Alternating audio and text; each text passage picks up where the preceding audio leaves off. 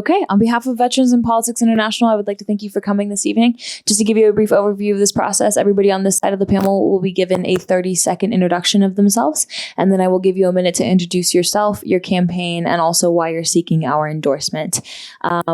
I usually give you about a minute to answer each question, but because there isn't anybody sitting next to you, I'll give you some leeway. We have some time. However, we do have to finish by 8, so I'll go like this or like this when you need to start wrapping it up. At the end of each question answer portion, you will be given a minute or so to make a closing statement where we can find you, contact you, so on and so forth. So to get started, my name is Talicia Sandoval. I'm currently a political science major at UNLV and pre-law, and I also work for United States Senate candidate Sherelle Mendenhall. Good evening. My name is Jim Jonas. I am the Director of Veterans in Politics, and I also co-host the podcast with Steve Sanson. Hi, my name is Michael Broadway. I'm a senior member of Veterans in Politics, and I'm also a real estate broker.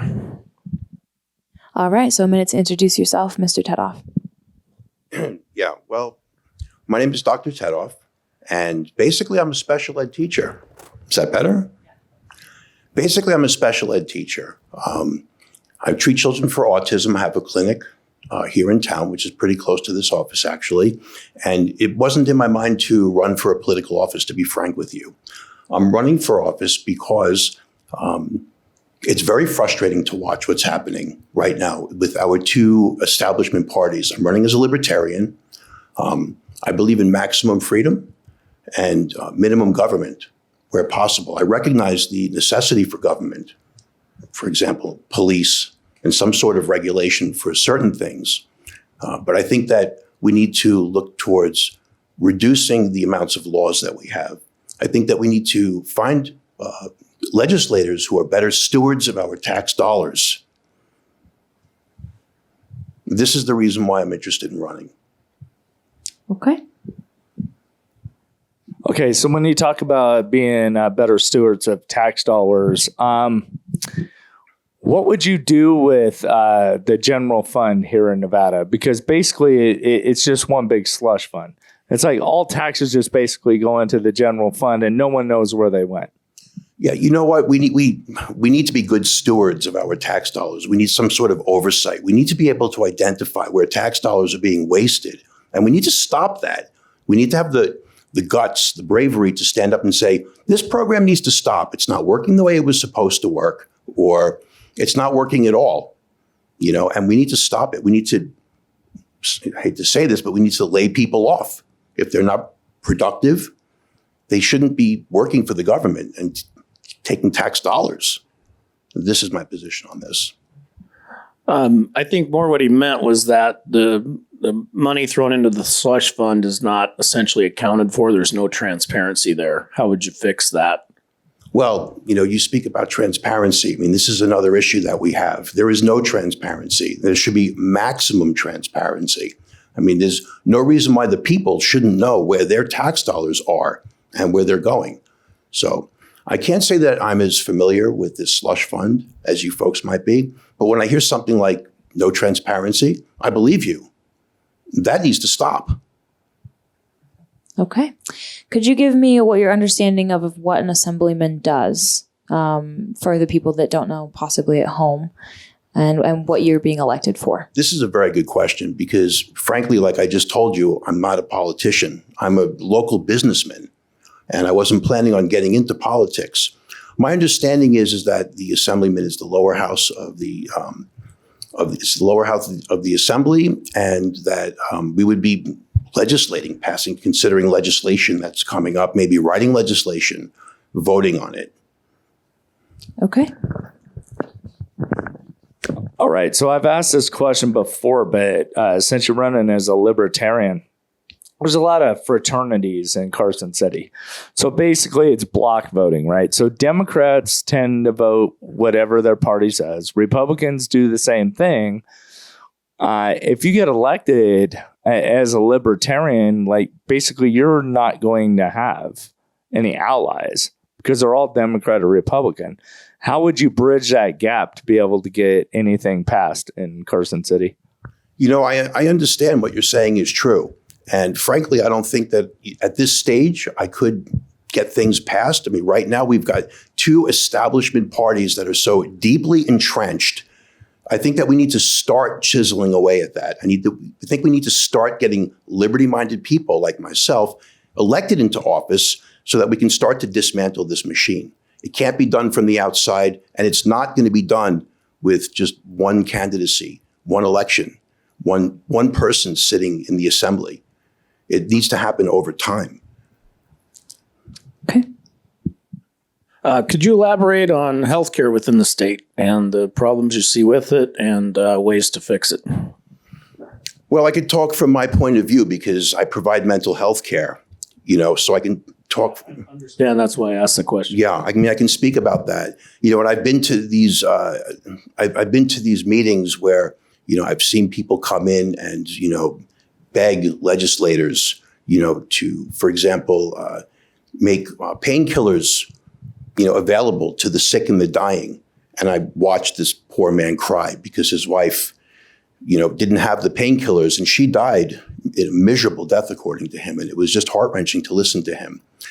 So these sorts of things shouldn't be happening at all. I definitely support the right to try and the right to painkillers if you're that ill. I also want to speak about other things in terms of healthcare. It's very heavily regulated. For example, the industry that I'm in, they just created a new board to regulate us. And we didn't really need a board. There's only 650 licensed behavior analysts like myself, maybe, in the whole state. We were licensed under the psychology board, but that wasn't good enough. They had to create a new ABA board. And that board has actually acted as a barrier to the provision of services to children with autism here in the state. So we need to look at things like that. Can I ask a follow-up question with Sure. that? The husband that was crying because his wife was dying and couldn't get painkillers, did you follow up to see where the problem lied with that? Because that doesn't sound, it would sound to me like she could go to any ER and get a prescription for something. No, I didn't follow up on that because I was actually there to advocate for autism. Go for Okay, so we already talked. Now, here's another thing, too, that is interesting about the way the legislature works. So we also we have the general fund, then we have the rainy day fund. Would you be willing to look into the rainy day fund? And the reason why I'm asking is because the rainy day fund is even worse than the general fund for accountability. And usually the rainy day fund actually ends up being spent on the governor and state employees. Well, it's difficult to hear something like that because a rainy day fund is supposed to be for a rainy day. This is what I mean when I talk about good stewardship of our tax dollars, But I mentioned earlier, I'm a businessman. I have a business locally. So I understand about having to have capital, budgeting, and so on and so forth. You have to make a payroll. You need money. You have a rainy day fund when you're in business, just in case you can't make a payroll so that you could make that payroll. These principles also apply to our state. Good stewardship means good stewardship.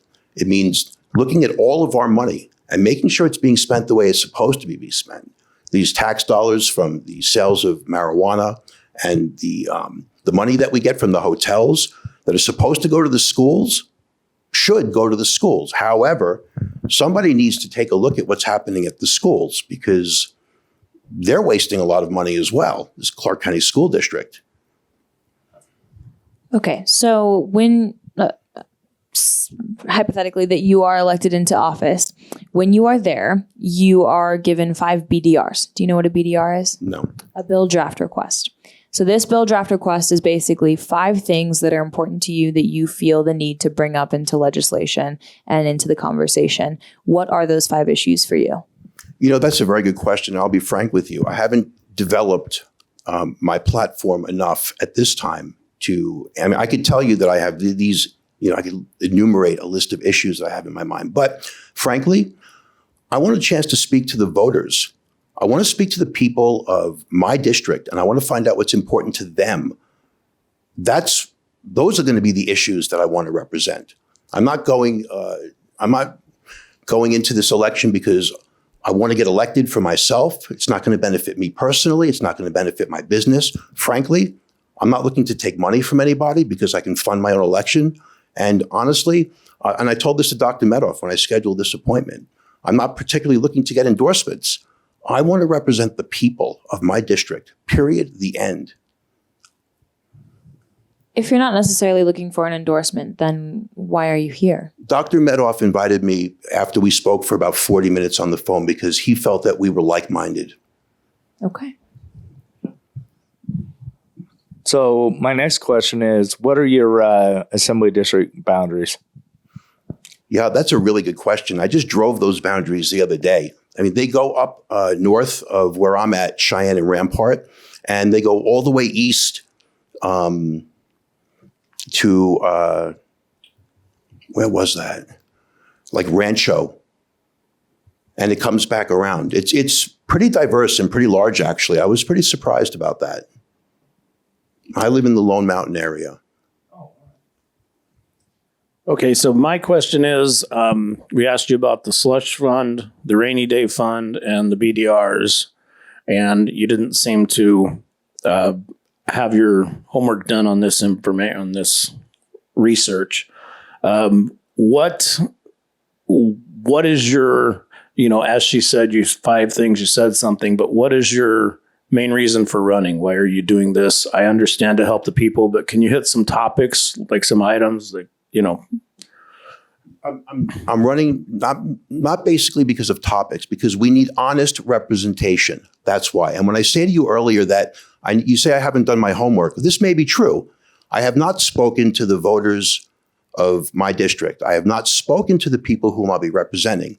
When I speak to these people and I listen to them and they tell me what they want me to do for them, that's when my platform would develop. Right now, what I'm running on is we need honest representation, and we don't have it right now. What we have is a corrupt machine. We have 2 embedded parties that answer to special interests and that answer to party elites, and the people are not represented. So I have to apologize, but my answer is the same. Okay. I guess my next question would be, what qualifies you to do this? That's a really good question. Well, the fact that I'm successfully running my own business for the past 11 years. Also that I have a PhD. I have the fortitude to take on a project and finish it, which I got from UNLV, by the way. All right. Thank you so much. No, I'm actually good. All righty. Well, then I'm going to give you about... No, it's okay. I'm just, I'm a little confused by not having your homework done or this or that. I'm just wondering, what do you currently see in your assembly that could improve? Well, we could start speaking, for example, something that would affect all of us here in the South, the Clark County School District. I mean, we all know that there are plenty of problems there. And I'm extremely familiar with what's happening over there, having been a teacher for the last 10 years. I'm sorry, for 10 years, not the last 10 years, but I taught in the Clark County School District for 10 years. My wife worked in human resources there for many years, and she just left a few months ago. So I really had my finger on the pulse of what was happening over there. I know what's happening over there, and I know it needs to change. I have a very good idea of some of the things that we could be doing to change the Clark County School District, and we all want a better school for our children. I would like to hear those ideas. Well, frankly, I think that the school district should be broken up. I think it should be localized. I think school districts should be localized. I think parents should be the people sitting on school boards. So I think that the parents that live in Henderson should have their own school district, and parents there should sit on their own board. What do you think about, because we're 5th in the nation in terms of size. So what do you think about one of the more successful school districts being the one in Florida, which is the largest? It's the largest one in the country. And it's also wildly successful. So why do you think that breaking up the school system is the solution to this problem? Well, like I mentioned to you before, I worked at the Clark County School District. Not only that, but treating children for autism. I have a lot of teachers that work for me. A lot of people that work for me work for the school district. Right? My wife worked for the school district, and I can speak to you about the culture over there. Okay, and it's not conducive. I'll give you an example. Okay, I can tell you that many of the teachers that work for me, that I've spoken to, many of them, that's the majority of them, tell me how terrible it is and how badly they want to leave because their supervisors are not nice to them. On the other hand, my wife working in the human resources department would come home and say, you know, they're sending this person to this state to try to recruit people, or, you know, we're making these efforts to recruit people. So I'm watching from one corner of the school district's mouth, I'm watching them push teachers out of the district, pushing them into quitting, right? And in the other corner of their mouth, they're spending a lot of money and resources trying to find teachers. Look at the situation we're in right now. The state will give any person with a high school diploma a substitute teaching license right now. That's how bad it is. And I agree with that, but that doesn't answer the question. The question being that one of the largest and most successful school districts in this country is running just fine. So why do you think that we need to split ours up in order to improve? Well, I just told you why, because I think that the culture over there is corrosive. I think it's too large. And also, I come from Long Island, where we have small school districts, and it works just beautifully. So does it in Florida, though? That's what I'm saying. We're not Florida. We're not, but why? Apparently, we're not, because we're so large and they're large, but we're not working and they are. But then again, so many things are working in Florida right now that aren't working in other places.